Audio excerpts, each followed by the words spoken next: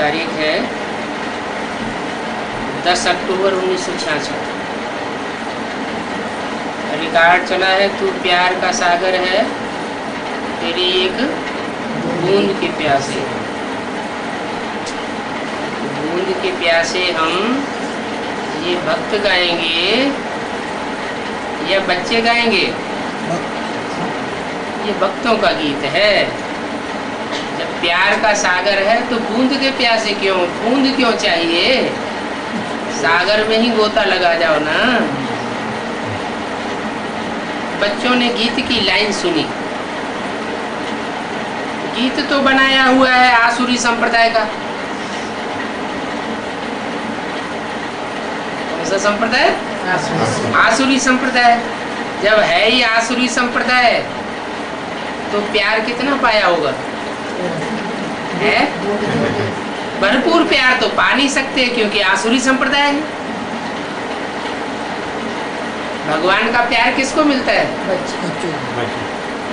देव आत्माओं को मिलता है या राक्षसी आत्माओं को मिलता है? देव आत्माभिमानियों को ईश्वरीय प्यार मिलता है, देहाभिमानियों को ईश्वर प्यार नहीं मिलता। तो ये गीत आसुरी स्वभाव संस्कार वालों ने बनाया है। तेरी एक बूंद के प्यासे हम। करोड़पति अरबपति का बच्चा हो और कहे तेरे एक एक पैसे के प्यासे हम, इसका मतलब है कि करोड़पति बाप से विमुख हुआ बच्चा है, इसलिए ऐसे बोल रहा है। जो भी गीत बनाते हैं व शास्त्र आदि सुनाते हैं, वो बनाने वाले या सुनाने वाले समझते कुछ भी नहीं। जो कुछ भी पढ़ते आए हैं उससे कुछ भी कल्याण नहीं हुआ है। 2500 साल से पढ़ते चले आए, सुनते चले आए, कल्याण तो कुछ भी हुआ नहीं, और ये अकल्याण होता आया है। बाप ने समझाया है भक्ति से है दुर्गति, अर्थात अकल्याण। भक्ति माना अंधश्रद्धा।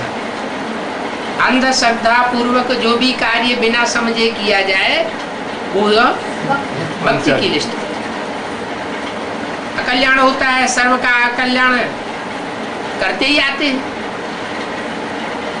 और सर्व का कल्याणकारी एक ही ईश्वर है। तुम जानते हो हमारा कल्याण करने आया हुआ है।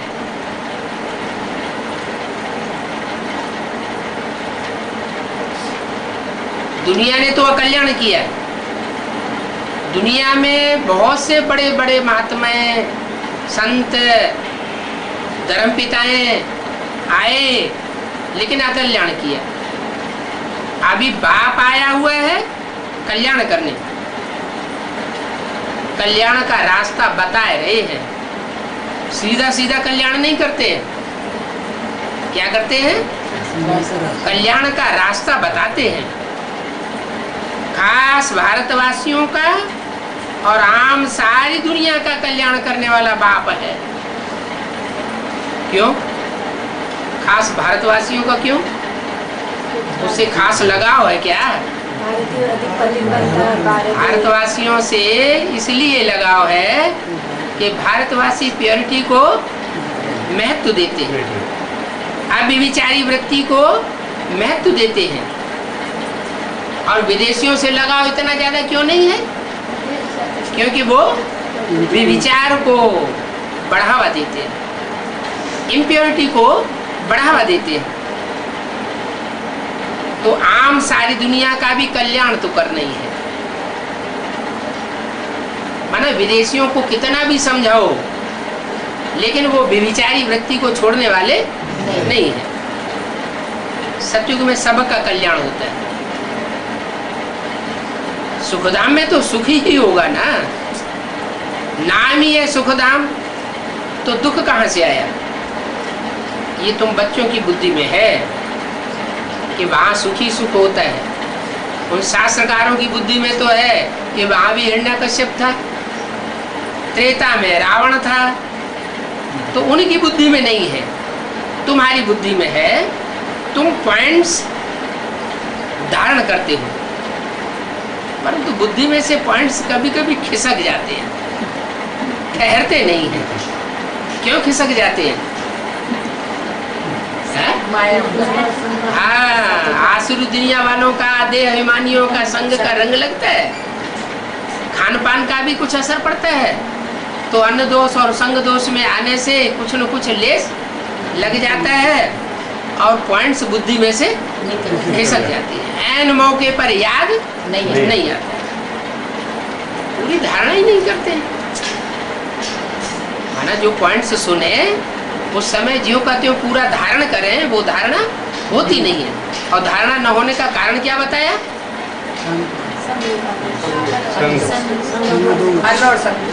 शेरनी का दूध सोने के बर्तन में टिकता है।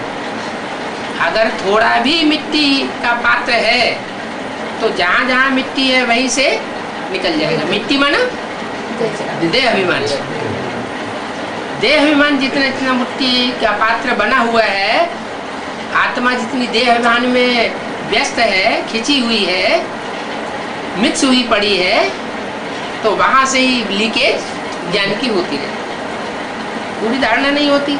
अगर एक एक पॉइंट में विचार सागर मंथन करते रहे तो ऐसा हो नहीं सकता। लेकिन बच्चे विचार सागर मंथन ही नहीं करते। जानवरों में जितना अकल है, आजकल के मनुष्यों में भी इतना अकल नहीं रही है। ये क्या बात हुई? जानवर से बदतर क्यों बता दिया? क्या कारण हुआ है? नहीं, जानवर मिसल नहीं, जानवरों से भी बदतर बता दिया। ऐसे क्यों? विकार ज्यादा है। जानवरों में भी तो विकार होते हैं, लेकिन बदतर क्यों कह दिया है? उससे भी नहीं, जो जितना ऊंचा होता है, मान लो कोई राजा का बच्चा है या और कोई साधारण व्यक्ति का बच्चा है, और दोनों कुसंग में आ जाए तो ज्यादा नीचे कौन गिरेगा?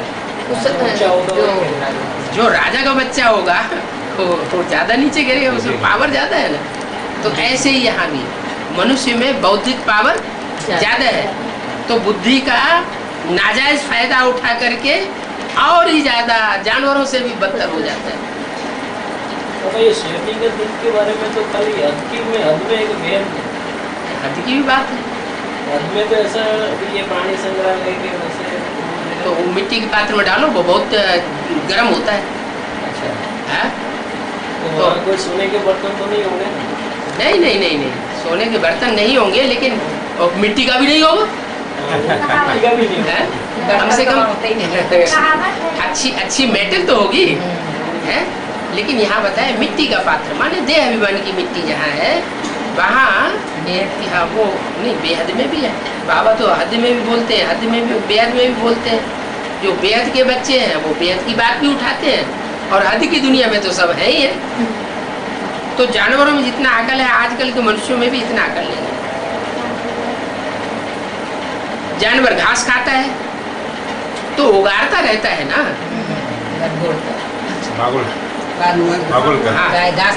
जुगाली करता है ना।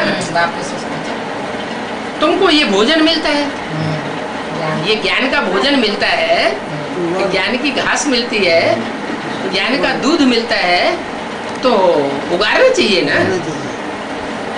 फिर सारा दिन उगारते क्यों नहीं हो? माया घुमा दे, वो तो सारा दिन उगारती रहती है, मुंह चलता ही रहता है। 2-4 घंटे घास चुंगेगी, फिर सारा दिन जुगाली करती रहती है।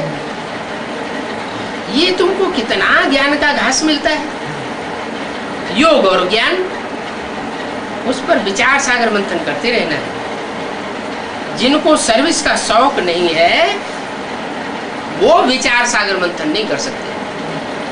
क्या कारण बताया विचार सागर मंथन न होने का? सर्विस नहीं है, सर्विस नहीं, उसका शौक।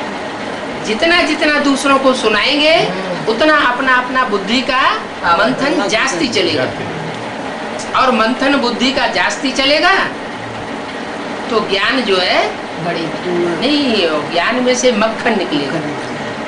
जितना जितना मथेंगे, दूध को मथा जाता है तो मक्खन निकलता है। गीता ज्ञान अमृत अभी नहीं कह सकते, मुरली में बोला, माने ब्रह्मा के द्वारा जब तक बोला गया तब तक गीता ज्ञान अमृत नहीं था। और अमृत नहीं है तो उसमें ताकत उतनी नहीं होती है। तो अभी ज्ञान अमृत नहीं कह सकते। इसका मतलब आगे एडवांस पार्टी के बच्चे निकलेंगे, आत्मिक स्थिति वाले होंगे, तो जो मनन चिंतन मंथन करके जो नई नई बातें निकालेंगे वो पावरफुल ज्ञान होगा। और पावरफुल ज्ञान होने से बुद्धि बहुत तरोताजा रहेगी, उमंग उत्साह ज्यादा बढ़ेगा। तो बताया ये तो ज्ञान धन है, जितना दूसरों को देंगे उतना अपना जास्ती बढ़ता जाएगा। और नए नए पॉइंट्स निकलेंगे तो वो आपकी अपनी चीज हो गई। एक होता है कि किसी से लिया और दिया, और दूसरा है खुद पैदाइश की और फिर दूसरों को बांटा, तो उसमें भाग्य जास्ती बने। बच्चों को शौक नहीं है, कोई कोई को ज्ञान धन देने का शौक भी होता है।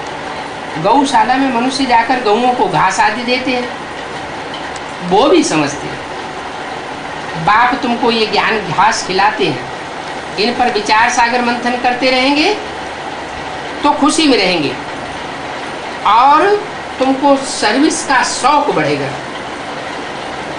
अगर विचार सागर मंथन करेंगे, दोनों बातें अरस परस हैं।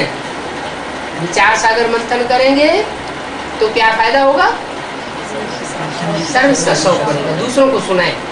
ये पॉइंट हमारे से नहीं निकली, हम दूसरों को सुनाए, दूसरों को सुनेंगे, दूसरों को खुशी का दान देंगे तो हमारी खुशी अपने आप बढ़ती जाएगी। खुशी बढ़ने का कारण क्या? सर्वसेवक बच्चों को बाप याद करते हैं। किसको याद करते हैं? सर्वसेवक। जो बच्चे सुबह से लेकर शाम तक जितनी जास्ती ईश्वरीय सेवा में रहते हैं तो बाबा उनके साथ रह करके उनको याद खुशी की पावर देते रहते हैं।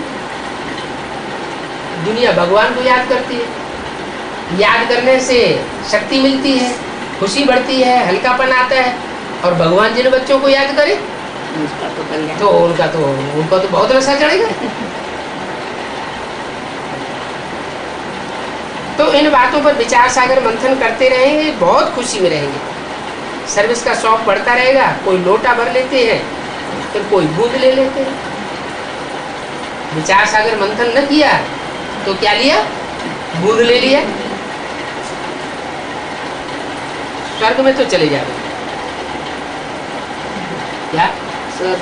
मेरे सन्मुख आकर के जो एक बूंद भी लेकर के जाएंगे तो स्वर्ग में तो चले जाएंगे, लेकिन ऊंच पद नहीं पाएंगे। ऊंच पद नहीं पाएंगे। स्वर्ग के द्वार तो खुलने ही है, यूं तो सागर को हप करना है, सिर्फ बूंद नहीं लेनी है। क्या करना है? पूरे सागर को। जैसे अगस्त ऋषि का मिसाल है, उन्होंने क्या किया? पूरा सागर लोटे हप कर लिए। कोई तो सारा ही हप कर लेते हैं और कोई एक बूंद लेते हैं, माना कोई परसेंटेज में लेते हैं, 1% भी नहीं लेते, और कोई 100% भी ज्ञान सारा ही धारण कर लेते हैं। फिर भी जो एक बूंद भी लेते हैं तो स्वर्ग में तो आ जाएंगे। बाकी जितना जितना धारण करेंगे उतना उच्च पद पाएंगे। माना क्या हुआ कि जो जितना ज्ञान में गहरा जाएगा, ज्ञान की जितनी धारणा करेगा वो उतना उच्च पद पाएगा। यहाँ बड़े और छोटे किसको समझा जाता है? जो ज्ञान में अभी हम समझते हैं बड़ा है, ज्ञान में भी बड़ा कई तरह से देखा जाता है। एक तो होता है सुनाने वाला, सुनता बहुत है, सुनाता बहुत है, तो देखने वाले समझते हैं ये तो बड़ा ज्ञानी है। सुनना सुनाना तो ज्यादा करता है लेकिन धारण नहीं करता है। तो बाबा समझ जाते हैं कि ये दुनिया को दिखाने के लिए इसमें ज्ञान है, लेकिन वास्तव में अंदर से खोखला है। और कोई ऐसे होते हैं सुनते भी हैं, सुनाते भी हैं, धारण भी कराते हैं और करते भी हैं, दूसरों को भी कराते हैं, तो वो सही हुए। कोई पेड़ ऐसे होते हैं जिनमें फल भी आता है, फूल भी आता है, पत्ते भी आते हैं। कोई फल ऐसे हैं जिनमें फूल ही फूल आते हैं, पत्ते होते ही नहीं। कोई फल ऐसे होते हैं पत्ते भी होते हैं, फूल भी होते हैं, फल नहीं आते। तो श्रेष्ठ कौन से हुए? फल भी आए, छाया जिसमें फूल ही फूल आए, जिसमें फल ही फल आए, पत्ते बहुत थोड़े हो। थोड़े। जैसे बादल का मिसाल देखते हैं ना, बादल कोई कोई तो काले काले बहुत घुमड़ घुमड़ के आते हैं, बहुत गरजते हैं, लेकिन बरसते नहीं। कोई ऐसे हैं बहुत बरसते हैं, गरजते कम है, बरसते ज्यादा है। कोई ऐसे होते हैं गरजते भी हैं तो बरसते भी हैं। बढ़िया कौन से हुए? जो बहुत बरसे, तो बरसात से फायदा होता है ना। तो ऐसे ही यहाँ भी ऐसे बच्चे हैं,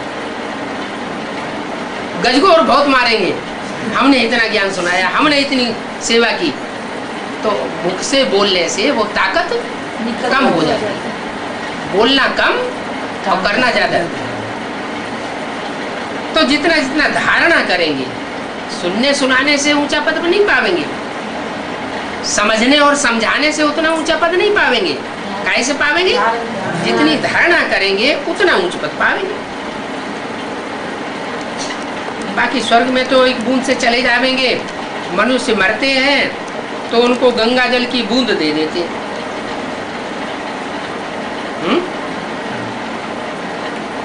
क्या करते हैं? इतना महत्व क्यों है भक्ति मार्ग में गंगा जल की बूंद का?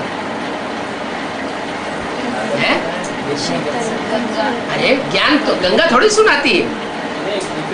प्यार का सागर है। ठीक है, प्यार का सागर है, तो जो सागर है सागर से ही लोटा भर लो ना, पी जाओ पूरा।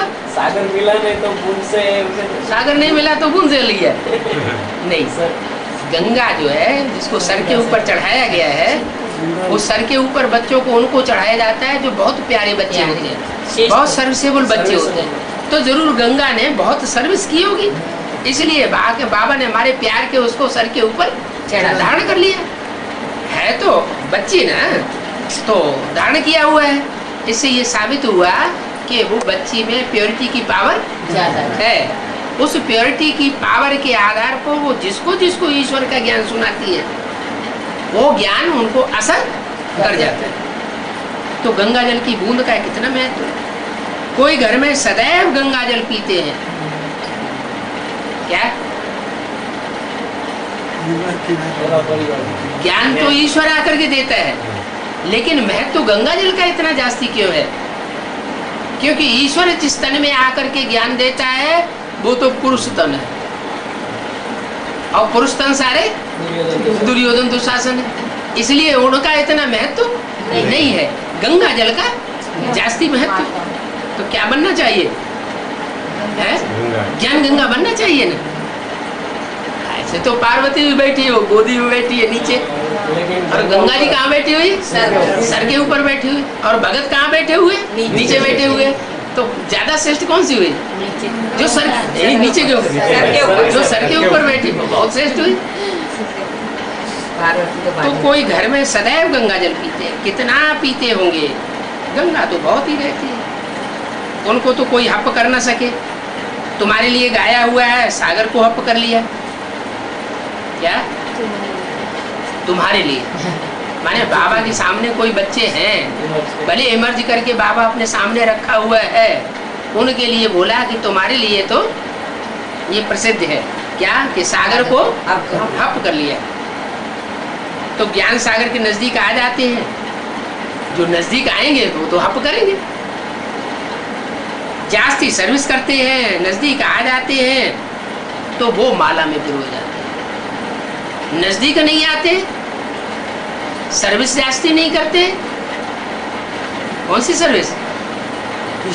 ईश्वरीय सेवा जास्ती नहीं कर पाते हैं तो माला में नहीं आ पाते।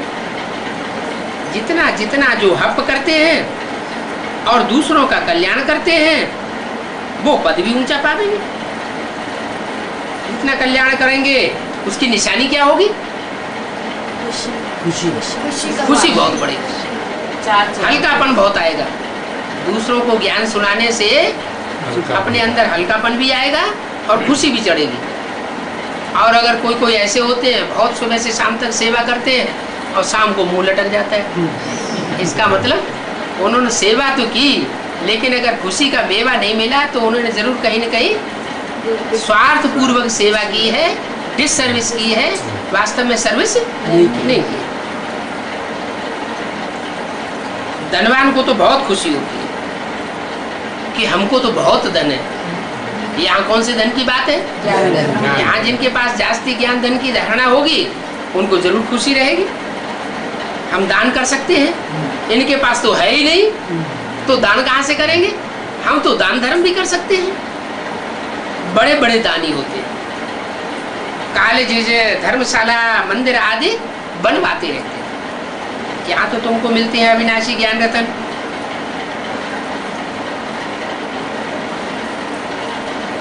वहाँ जिसको धन कहते हैं उस दुनिया में वो तो विनाशी धन है, और तुमको अविनाशी ज्ञान धन मिलता है। अविनाशी क्यों कहा?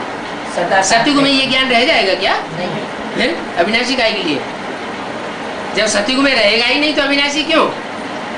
इस ज्ञान बनते तो अविनाशी बनते हैं। इसी ज्ञान से मतलब मनुष्य से देवता बनते हैं। ये धन ही तुम्हारा स्थूल धन बन जाएगा जन्म जन्मांतर के लिए। जो यहाँ जितना ज्यादा बड़ा ज्ञानी होगा उतना वो जन्म जन्मांतर के लिए धनवान बनेगा। तो ये अविनाशी ज्ञान रत्न तुमको मिलते हैं। ये है 21 जन्मों के लिए अविनाशी खजाना, जो अच्छी रीति धारण कर और दूसरों को दान भी करना है। जैसे कुरुक्षेत्र वाला लक्ष्मण बच्चा है, क्या कुरुक्षेत्र वाला लक्ष्मण बच्चा है। लिखते हैं बाबा हमको दिल होती है कि नौकरी छोड़ करके इस रूहानी सर्विस में लग जाऊं। लक्ष्मण सुंदरी का नाम सुना होगा। दिल्ली में एक लक्ष्मण भाई है, एक सुंदरी माता है। तो दोनों की बाबा ने गंधर्व विवाह करा दिया। वो गीता पाठशाला खोल करके वहां बैठे हुए हैं। एक लक्ष्मण भाई तो यहाँ पे थे। हाँ अच्छा, यहाँ भी था। अच्छा तो वो हरियाणा के बच्चे से बाबा ने बोला, लक्ष्मण बच्चा है, बाबा हमको दिल होती है कि हम नौकरी छोड़ करके इस रूहानी सर्विस में लग जाऊं और प्रोजेक्टर लेकर के फिरता रहूं। एक बूंद भी कोई को मिलेगी तो उनका कल्याण हो जाएगा। तो उनको सर्विस का बहुत शौक है। जैसे डॉक्टर है, उनको भी बड़ी हिस्स है।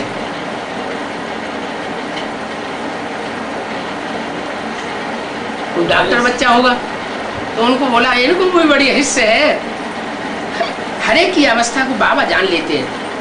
क्या इनको सर्विस का तो उतना शौक नहीं है, लेकिन दूसरे को देखते हैं ये जास्ती सर्विस करते हैं तो उनसे ईर्ष्या बहुत करते हैं। खुद नहीं करेंगे लेकिन ईर्ष्या करेंगे। तो बाबा सबकी अवस्था को जान लेते हैं। सर्विस के साथ फिर गुण भी चाहिए। क्या गुण चाहिए? कोई सर्विसेबल बच्चा है तो उसको देख करके खुश होना चाहिए। खुश होना, उसको आगे बढ़ाना, ये है गुण। और कोई आगे बढ़ रहा है और उसको देख करके हिस्स पैदा करना, जलन पैदा करना, ईर्ष्या देश पैदा हो जाए, ये तो अवगुण की बात है। क्रोध भी नहीं होना चाहिए। कोई भी उल्टा सुल्टा ख्यालात किसी के प्रति नहीं आना चाहिए। ऐसे होता है आपस में गुरु भाई है, भगवान से ही पढ़ रहे हैं, फिर क्या करते हैं? एक दूसरे से ईर्ष्या देश करते रहते हैं, हिस्स करते रहते हैं। ये आगे बढ़ रहा है, खुद नहीं आगे बढ़ेंगे, लेकिन दूसरा अगर आगे बढ़ रहा है तो उसको क्रोध करेंगे। घड़ी घड़ी वो उसमें आएंगे। तो बोला क्रोध नहीं होना चाहिए, विकारों की कोई भी बीमारी नहीं हो। ये ईर्ष्या देश, ये भी क्रोध के बच्चे हैं। तंदुरुस्त रहना चाहिए। जिनमें विकार कम है बाबा कहेंगे ये तंदुरुस्त है। कम है क्या? विकार कम। जिनमें विकार कम है, माना ऐसा तो दुनिया में कोई नहीं है जिसमें विकार नहीं है, लेकिन कम है तो बाबा कहेंगे ये तंदुरुस्त। हाँ ये तंदुरुस्त बच्चा है। बाप महिमा तो करेंगे ना। गाया भी हुआ है। कौन कौन अच्छे महारथी हैं? जो अच्छे अच्छे महारथी हैं उनके नाम शास्त्रों में गाए हुए हैं। उन्होंने फिर असुर और देवताओं की लड़ाई दिखाई दी है कहाँ की बात है? ब्राह्मणों की संगमी की दुनिया की बात। यहाँ असुर भी है और ब्राह्मण भी है। सच्चे ब्राह्मण माना रावण कुंभकर्ण जैसे नहीं, गुरु वशिष्ठ और विश्वामित्र जैसे श्रेष्ठ ब्राह्मण। और आसुरी ब्राह्मण उनकी तादाद बहुत होती है। तो बोला असुर और देवताओं की लड़ाई शास्त्रों में दिखा दी है। यहाँ की सारी बातें, यहाँ भी चेहरे तैयार हो रहे हैं। क्या फीचर्स तैयार हो रहे हैं? वो चेहरे जो हैं वो शास्त्रों में फिर चित्रों में दिखाए जाएंगे। कहाँ? महाराष्ट्र में जो गुफाएं बनी हुई है ना, उन गुफाओं में वो पहले पहले चेहरे तैयार होंगे। अजंता एलोरा एलिफेंटा की गुफाएं हैं, उनमें चित्र दिखाए गए हैं। कोई असुरों के चित्र हैं और कोई देवताओं के चित्र हैं। तो वो सारी महिमा जो है, महिमा है या ग्लानि है, वो सब अभी चित्रों के द्वारा प्रत्यक्ष होने वाली। देवताओं की जीत हो गई। देवताओं असुरों की लड़ाई दिखाई, कहते हैं देवताओं की जीत हुई। अब हमारी तो लड़ाई है 5 विकारों रूपी असुरों से। बाबा बिल्कुल सेफ हो जाते हैं। कोई ये ना कहे कि इन्होंने आपस में लड़वाई थी। तो हमारी काय की विकारी लड़ाई है? विकारों की लड़ाई है। ठीक है, 5 विकार स्त्री के, 5 विकार पुरुष के। अच्छा, जब 5 विकार स्त्री के, 5 विकार पुरुष के और चित्र बना के रख दिया, तो चित्र काय की यादगार? चरित्र की यादगार। तो चरित्र करने वाला कोई तो होगा कि बिना चरित्र किए कोई चित्र बन गया। इसका मतलब बाबा सिर्फ इशारा दे रहे हैं कि अभी ये रावण के जो चेहरे हैं वो अभी प्रत्यक्ष होने वाले हैं। और कोई किस्म में मनुष्य असुर नहीं होते हैं। असुर सिर्फ दैवी गुण धारण न करने से होते हैं। दैवी गुण धारण करने से देवता बनते हैं। जिनमें आसुरी स्वभाव है उनको असुर कहा जाता है। नंबर 1 आसुरी स्वभाव है क्या? क्रोध में। और 2 नंबर का काम। इसलिए सन्यासी भी इनको छोड़ करके भाग जाते हैं। करना क्या चाहिए? नहीं करना चाहिए, ग्रस्त में रह भागना नहीं चाहिए। पहलवान कौन है? पहलवान जो मुकाबला करे वो पहलवान, या जो भाग जाए सो पहलवान? जो मुकाबला करे वो, जो मुकाबला करे वो पहलवान। तो अगर भाग गए तो दुनिया की नजरों में वो श्रेष्ठ नहीं बन सकते। आखिरी में उनकी पोल पट्टी खुल ही जाएगी। तो सन्यासी छोड़ करके भागते हैं। लेकिन आसुरी गुणों को छोड़ने में बड़ी मेहनत लगती है, इसलिए छोड़ के भाग जाते हैं। बाबा तो तुमको सहज राजयोग सिखाने आया है। क्या बाबा से जास्ती सहज और कोई इस लड़ाई को कोई सहज नहीं कर सकता। रहना भी घर व्यस्त में है, ऐसे नहीं छोड़ के भागना है, परंतु आसुरी स्वभाव छोड़ना है। जो जो आसुरी स्वभाव है दृढ़ प्रतिज्ञा करके छोड़ते जाओ। पवित्र बनने से मुक्ति, जीवन मुक्ति मिल सकती है। मूल बात क्या बताई? एक ही दृढ़ता धारण कर लो कि मन से, वचन से और कर्म इंद्रियों से हम कोई ऐसा कर्म न करें जिससे दूसरे को दुख की महसूसता हो। परसेंटेज में थोड़े भी दुख की महसूसता होती है। एक्साइटमेंट में आकर के हमने लाल लाल पीली आंखें कर दी और किसी को दुख हो गया, या कोई भी इंद्रिय से कोई भी कर्म कर दिया, तो उसका रिजल्ट क्या होगा? उसका रिजल्ट अच्छा नहीं हो सकता। अभी तो 100 गुना वजन चढ़ रहा है। अगर हम श्रीमत के बरखिलाफ थोड़ा भी विकर्म करते हैं, जो मुरली में श्रीमत बताई गई है और श्रीमत के अनुकूल हम नहीं चलते हैं, नहीं बोलते हैं, नहीं संकल्प करते हैं, विपरीत संकल्प करते हैं, तो उसका 100 गुना बोझ चढ़ जाता है। आसुरी स्वभाव छोड़ना है, पवित्र बनने से जीवन मुक्ति मिल सकती है। कितनी भारी प्राप्ति है।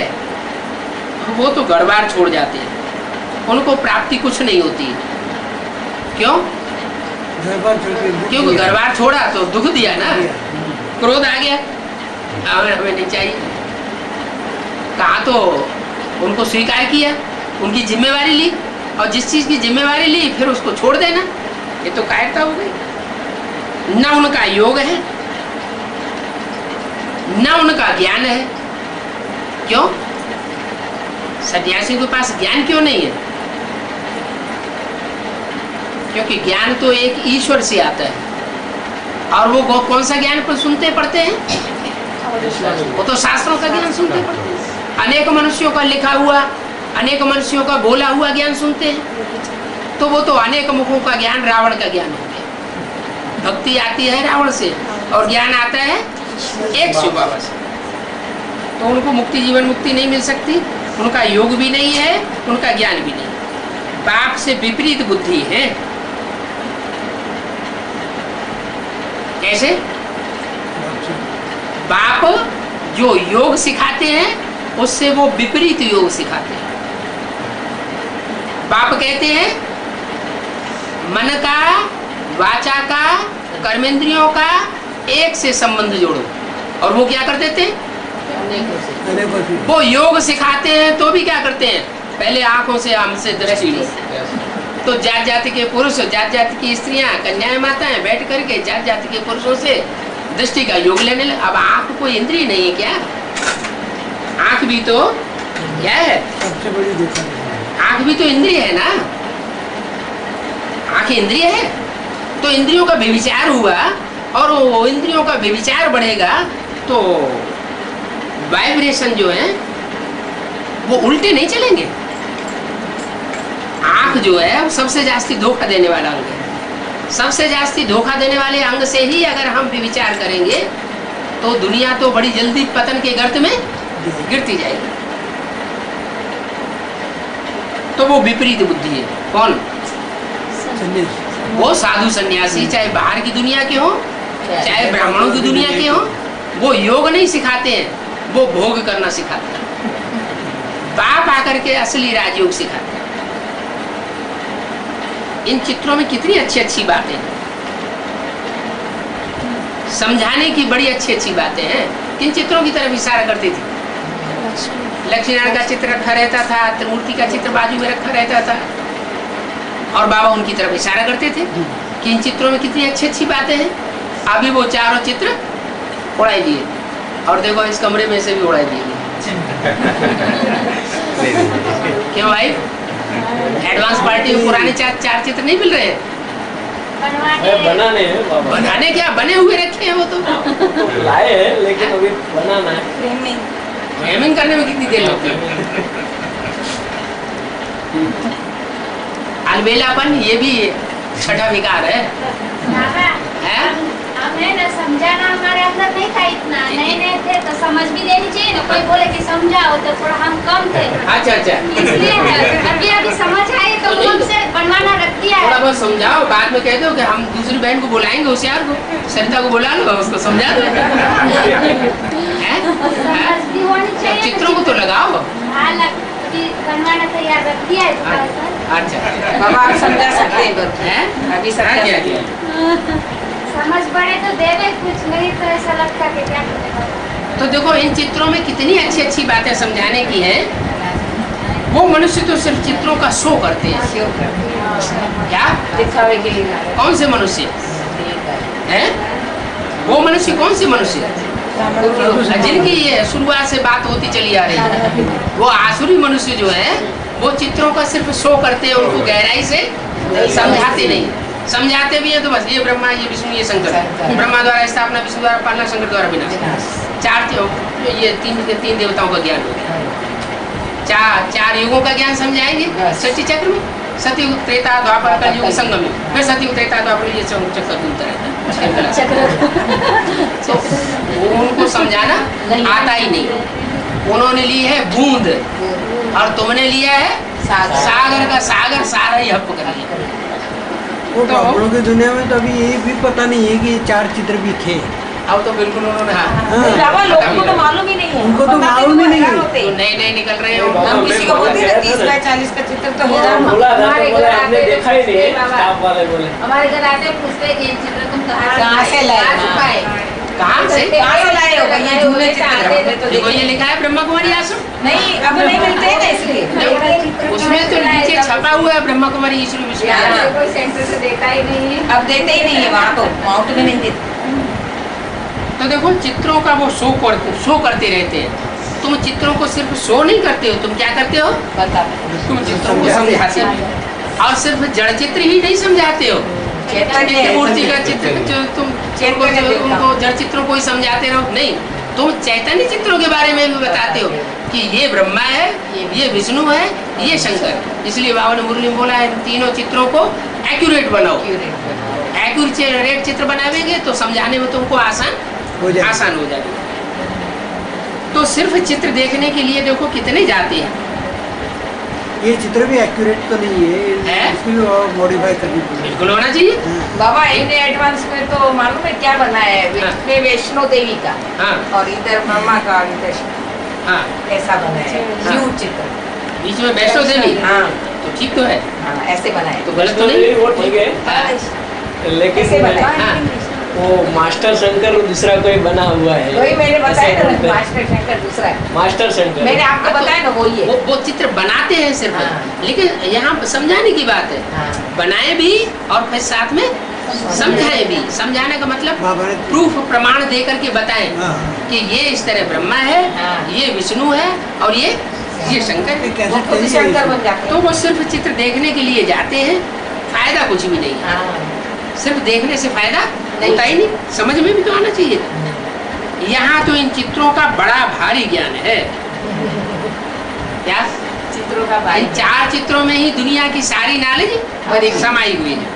इसके ऊपर एक कैसेट चाहिए, कैसेट इससे या तो बहुत CD? फायदा है। हाँ जी, कैसेट है, सीडी चली है। हाँ जी, इन चित्रों में तो बहुत फायदा है। कौन ब्रह्मा है, कौन विष्णु है, कौन इसमें आर्ट आदि की कोई बात नहीं है। क्या?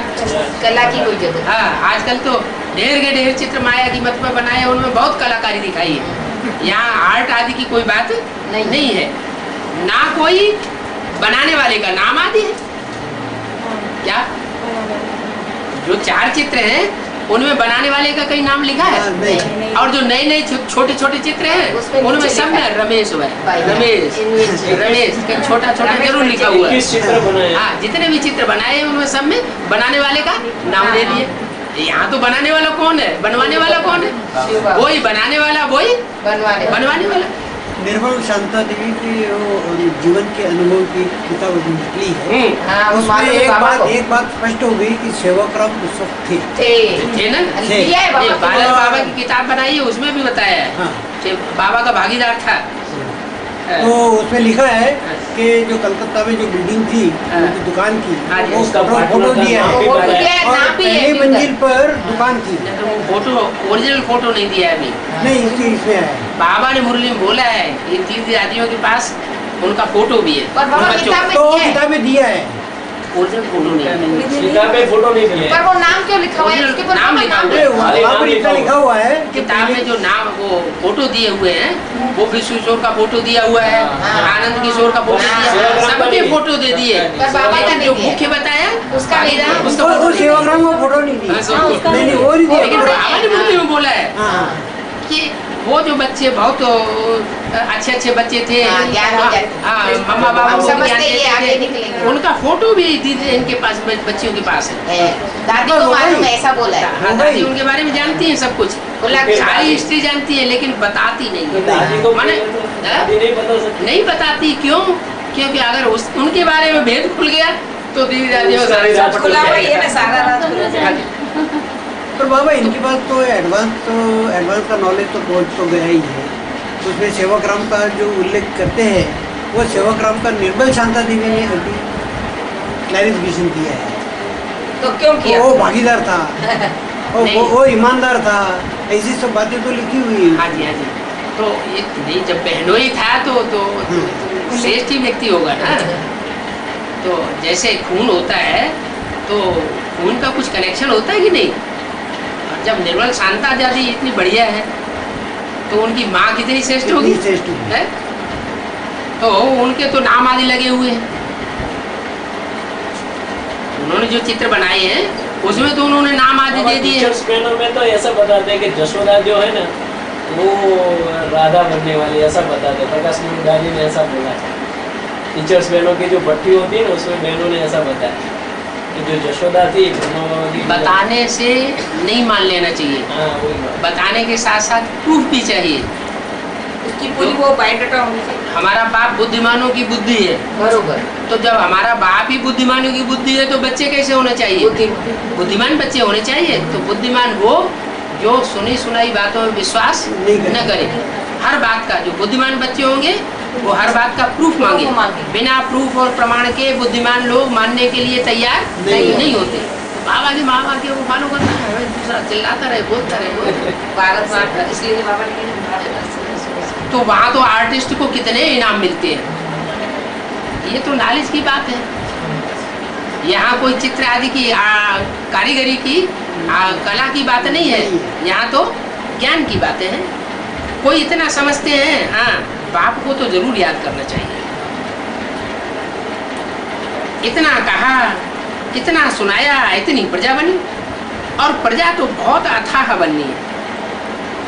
मैं तो हूँ ज्ञान का सागर, एक बूंद भी किसको मिलने से स्वर्ग में आ जाएंगे। क्या कहा? एक बूंद भी स्वर्ग में तो आ जाए। मैं ज्ञान का सागर हूँ। अब वो बना देते हैं उसे बिंदी, तो कैसे सुनाएगा? बिंदी कैसे सुनाएगी? मैं ज्ञान का सागर हूँ, एक बूंद भी किसको मिलने से स्वर्ग में तो आ जाएंगे। तो बिंदी से एक बूंद कैसे टपक टपक गिरती रहती है क्या उसमें से? नहीं, वो तो सुनाता है।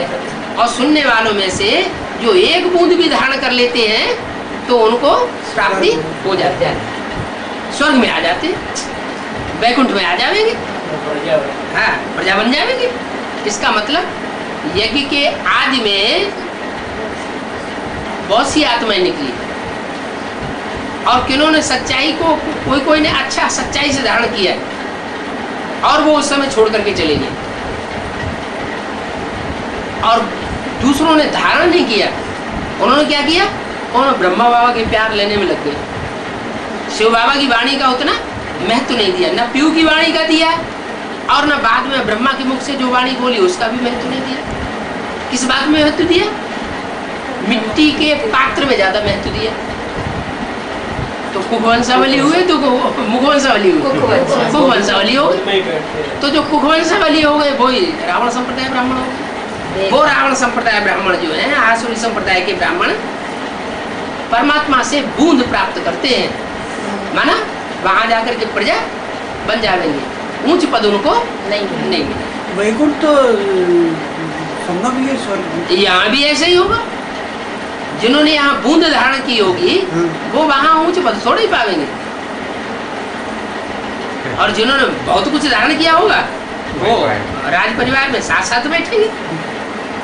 राजाओं महाराजाओं की सभा लगती है तो उसमें कोई तो बड़ी बड़ी कुर्सियों पर, बड़े बड़े ओहदों पर बैठते हैं, कोई नीचे जाकर के या पीछे जाकर के बैठते हैं। तो ये सारी सभा लगनी है ना कि नहीं लगनी है? वो जो बिंदी बिंदी आत्माएं दिखाई जाती है परम धाम में, वो वहाँ की यादगार है ऊंच और नीच की, या यहाँ माउंट आबू में बैठेंगे वहाँ ऊंच और नीच की यादगार है। यहाँ साकार षष्ठी पे तुम बच्चे परमधाम को नीचे उतार लेंगे, तो साकार षष्ठी पे जब परमधाम नीचे आएगा तो वहाँ भी औहदे होंगे कि ये ऊंचे ऊंचे हैं, ये नीचे नीचे हैं। स्वर्ग का मोड़ बनेगा। नहीं, वो स्वर्ग का मान परमधाम नहीं, वो आत्मिक स्थिति की बात। एडवांस में भी तो ऐसे ही है ना भाई? क्यों नहीं होगा? एडवांस की ये बात हो रही। असली ज्ञान तो एडवांस ही है ना। नहीं बाबा, वो प्रजा वाली बात जो आपने बताया, एडवांस में भी प्रजा है। एडवांस में भी आता है कि अच्छे से अच्छे देखना हो तो यहाँ देख लो, अब बड़े से बड़े कमबख्त देखना हो तो यहाँ देख लो। वो ज्ञान व्यान नहीं धारण करेंगे, जैसे चांडाल होते हैं ना, चांडालों के काम धारण करेंगे। मैं तो ज्ञान का सागर हूँ। तुम समझते हो प्रदर्शनी से बहुतों का कल्याण होता है। कौन सी प्रदर्शनी? तो उन्होंने ढेर सारे चित्र निकाले। अरे ढेर सारे चित्रों की बात नहीं है, बाबा कहते हैं इन 4 चित्रों को ही छत इतना ऊंचा बढ़ाओ। बड़े बड़े चित्र बनावेंगे तो अंधे की औलाद, अंधों की आंखें खुलेंगी, तुमको समझाने में सहज हो जाएगा। दूर से भी प्रदर्शनी से बहुतों का कल्याण हो सकता है, लेकिन ये 4 चित्रों में, हाँ 4 चित्रों में समझाने में बहुत कल्याण होगा। ईश्वर कल्याणकारी है ना, तुम्हारा भी कल्याण हो रहा है, परंतु फिर इसमें विचार सागर मंथन जरूर चाहिए। क्या इन 4 चित्रों में समझाने में बहुत विचार सागर मंथन करना चाहिए। विचार सागर मंथन करता रहे, स्मृति में लाते रहे तो बहुत फायदा होगा। उल्टी सुल्टी बातें तो एक कान से सुनो दूसरे कान से निकल और दूसरे कान से निकाल दो। उल्टी सुल्टी माना व्यर्थ बातें, श्रीमत जो श्रीमत बाबा के की मुरली में बोली हुई बातों के खिलाफ। खिलाफ और दूसरी बातें हैं, उनमें जास्ती ध्यान नहीं देना चाहिए। बाप कहते हैं हम तुमको बहुत अच्छी बातें सुनाता हूँ, दूसरे जो कुछ सुनाते हैं वो सब उल्टी सुल्टी बातें। मनुष्यों से जो कुछ आता है वो अज्ञान आता है, मैं जो कुछ तुमको सुनाता हूँ वो ज्ञान सुनाता हूँ। अपने मुंह मियां मिट्टू सबसे ज्यादा कौन बनता है? सबसे नहीं, सबसे ज्यादा बड़ा मुंह मियां मिट्टू है शिव बाबा। वो गीता में भी ऐसे मैं ये हूँ, मैं वो हूँ, सब में बताया, सब में श्रेष्ठ मैं हूँ। कुबेर में मैं, यक्ष में, पहाड़ों देखो में। बात तो सच्ची बताते हैं ना, झूठी बात तो नहीं बताते। मैं राइट बात। हाँ जी। कितनी अच्छी अच्छी बातें सुनाते हैं। नंबर 1 मुख्य बात एक है, क्या कोई को भी जो भी आए उसको बाप का परिचय देते रहो। जब है ही नंबर 1 तो नंबर 1 का परिचय देंगे तो नंबर 1 में जाएगी, नंबर 1 लिस्ट में आ जाएंगे। नंबर 1 लिस्ट कौन सी है? सूर्यवंशियों की। नंबर 2 की लिस्ट कौन सी है? चंद्रवंशियों की। फिर नंबर 3, नंबर 4 इस्लामी, बौद्धिक, क्रिश्चियन। तो कोई को भी बाप का परिचय, बस एक बाप को याद करो, वही सब कुछ है, सारी डोरी उस एक के हाथ में है। क्या कठपुतलियों का खेल देखा कभी? कठपुतलियों का खेल जब दिखाते हैं तो पर्दा पड़ा होता है, कठपुतलियां ऊपर आकर के नाचती हैं, हाथ पांव बुलाती हैं, तो उसमें धागे लगे होते हैं महीन महीन, और वो धागे जो है 10 उंगलियों से वो नचाने में बहुत प्रैक्टिस, पक्की प्रैक्टिस होती है। उदयपुर में वो यूं करके नचाता रहता है अंगुलियों से। तो हम सब क्या है उसकी कठपुतलियां, हम उसकी कठपुतलियां हैं। वो जैसे जैसे नचाता है वैसे नाचते रहते हैं। कहते हैं एक एक पत्ते को हिलाने वाला एक है। तो ये निराकार के लिए बोला कि निराकार कैसे हिलाएगा? साकार के द्वारा ज्ञान देगा ना। अंगुली से इशारा करेंगे, सब कुछ परमात्मा करते हैं ना। उसको याद करो, वो सबका कल्याणकारी। ऊपर रहते हैं तो वो समझते हो कोई ऊपर रहता हो, अब ऊपर होने की पता ही नहीं कि ऊपर वाला ही ऊंचे से ऊंचा कर्म करके नीचे दिखाता है। नीचे आता जरूर है, लेकिन नीचे आते हुए भी जो भी कर्म करता है ऊंचा कर्म करता है, जो भी बात बोलता है ऊंची बात बोलता है, जो भी संकल्प करता है ऊंचा संकल्प करता है। तो वो सबका कल्याणकारी ऊपर रहते हैं। रहती तो तुम आत्माएं भी वहां हो, तुम आत्माएं भी वहां ऊपर की रहने वाली हो। ये सारी ज्ञान की बातें अब तुम्हारी बुद्धि में बैठी है। क्या कि हम सब भी वहां के रहने वाले हैं, लेकिन कोई ज्यादा लंबे समय तक ऊंची स्टेज में रहते हैं और कोई थोड़े समय तक ऊंची स्टेज में रहते हैं। ये सारी ज्ञान की बातें तुम्हारी बुद्धि में। बाकी सबके पास तो भक्ति का भूसा है, तुम्हारे पास ज्ञान का धन है। वहां फिर ज्ञान कहाँ से आवेगा? कहाँ? जो नई दुनिया होगी वहां ज्ञान नहीं होगा। ज्ञान तो है सदगति करने वाला, ज्ञान से ही सदगति होती है, योग से सदगति नहीं होती। ये क्या बात? जितने भी धर्म पिताएं हैं उनकी शरीर से सदगति होती है, यह शरीर छोड़ करके ऊपर चले जाते हैं।